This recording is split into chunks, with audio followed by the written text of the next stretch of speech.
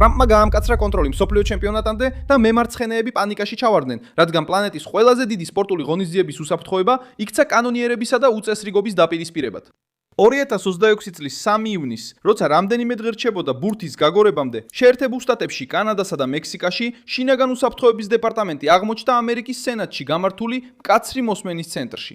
მარკ უეინ მალენი, დეპარტამენტის ხელმძღვანელი დემოკრატმა სენატორებმა დააწუნნენ კითხვებით ISIS როლზე სტადიონებში. ცდელობა იყო მსოფლიოსთვის ფიასკოს სურათი გაეყიდათ პირველ მატჩამდე, მაგრამ რაც გამოჩნდა, სულ სხვა რამ იყო. ტრამპს უნდა რომ სტადიონი დაცული იყოს, აეროპორტი კონტროლს ექვემდებარებოდეს, საზღვარი კონტროლდებოდეს და კრიმინალს არ ქონდეს კომფორტის ზონა. რას ცდილობს დამალოს მემარცხენეები? რატომ აშინებს ასე ძალიან ISIS? რატომ ცდილობენ უსაფრთხოების სკანდალად გადაქცევას? ახლავე ყველაფერს გეტყვი. თუ ასეთი პირდაპირი და გულწრფელი კონტენტი მოგწონს, გამოიწერე არხი, რადგან აქ ასეთი ვიდეოები ყოველდღე გამოდის. მოსმენა ვაშინგტონში გაიმართა, სადაც ბიუჯეტზე, იმიგრაციასა და უსაფრთხოებაზე მსჯელობდნენ. დემოკრატები მზად იყვნენ მულენის წინააღმდეგ, რათა გაეტანათ იდეა, რომ ISIS ყოფნა მსოფლიო თასზე უცხოელ ვიზიტორებს დააფრთხობდა და ტურნირს ჩრდილს მიაყენებდა. მაგრამ ტრამპის მთავრობამ მსოფლიო თასს ეროვნულ ოპერაციად განიხილავს და არა როგორც დაუცველ დრესასწაულს.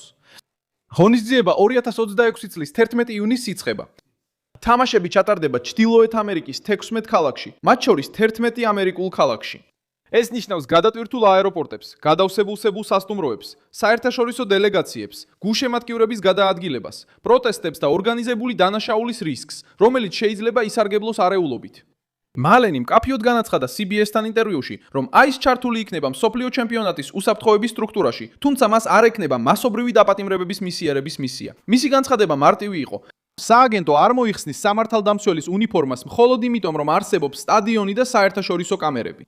თუ იქნება დამნაშავე, თაღლითობა, ტრეფიკინგი ან მუქარა, აგენტებს კვლავ ექნებათ მოქმედების უფლება.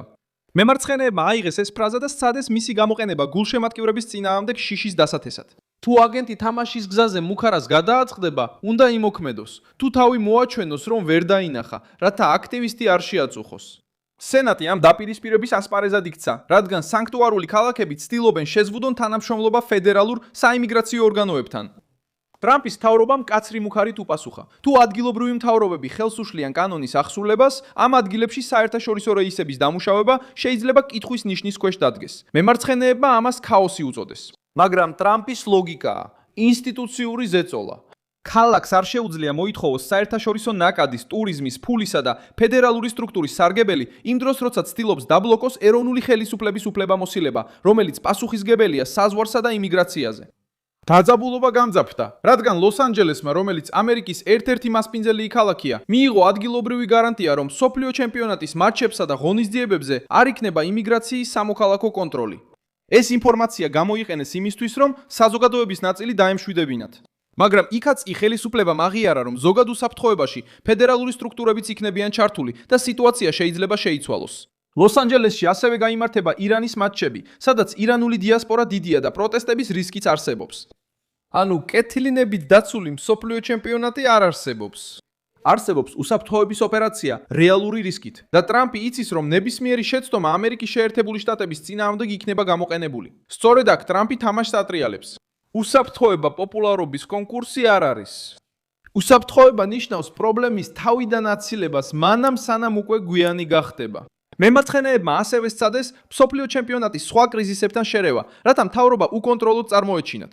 მოიყვანეს მაგალითებად პროტესტები და ხანძრები, დაკავების ცენტრები, იმიგრანტებთან დაკავშირებული შემთხვევები, შინაგან უსაფრთხოების დეპარტამენტის განცხადებები და სასამართლო გადაწყვეტილებები.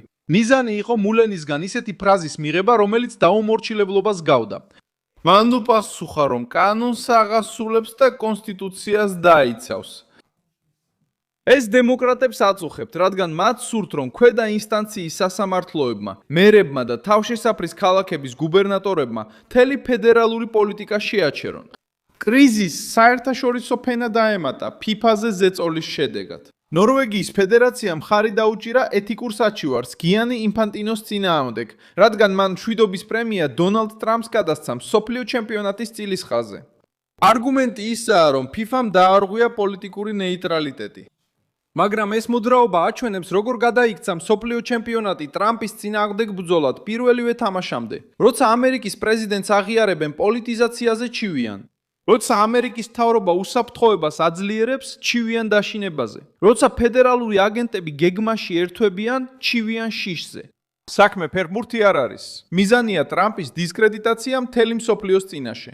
1994 წლის მსოფლიო ჩემპიონატი, რომელიც ამერიკის შეერთებულ შტატებში გაიმართა, სხვა გლობალურ გარემოში იყო 11 სექტემბრის თავდასხმებამდე, იაფი დრონებამდე და ციფრული ომამდე. 2026 წლის მსოფლიო ჩემპიონატი განსხვავებულია. ის უფრო დიდი, უფრო გაფანტული, უფრო ძვირი და უფრო მოწყვლადი იქნება. დიდი სპორტული ღონისძიებები მხოლოდ ცერემონიად და ტელევიზიად აღარ დარჩა. ისინი გადაიქცნენ უსაფრთხოების დაზვერვის, ნაკადების კონტროლის, დოკუმენტების შემოწმების, დრონებისგან დაცვისა და ფედერალურ მთავრობას, შტატებსა და ქალაქებს შორის კოორდინაციის ოპერაციებად. სხვა ქვეყნებმა ეს უკვე გაიგეს. გერმანიამ გაამკაცრა საზღვრის კონტროლი. 2024 წლის ევროპის ჩემპიონატის დროს და Frontex-ის დახმარებით დოკუმენტების შემოწმება და დოკუმენტური თაღლითობის გამოვლენა უზრუნველყო. საფრანგეთმა 10,000-ობით პოლიციელი და სამხედრო გამოიყენა პარიზის თამაშების დასაცავად, ბარიერებითა და მკაცრით დომის კონტროლით. კატარმა 2022 წლის მსოფლიო ჩემპიონატისთვის სრული ინფრასტრუქტურა მოამზადა, მასობრივი ღონისძიებებისთვის სპეციალური წვრთნები და დაგეგმვა ჩაატარა. როდესაც ეს ქვეყნები ასე იქცევიან, ამას მზადებას უწოდებენ.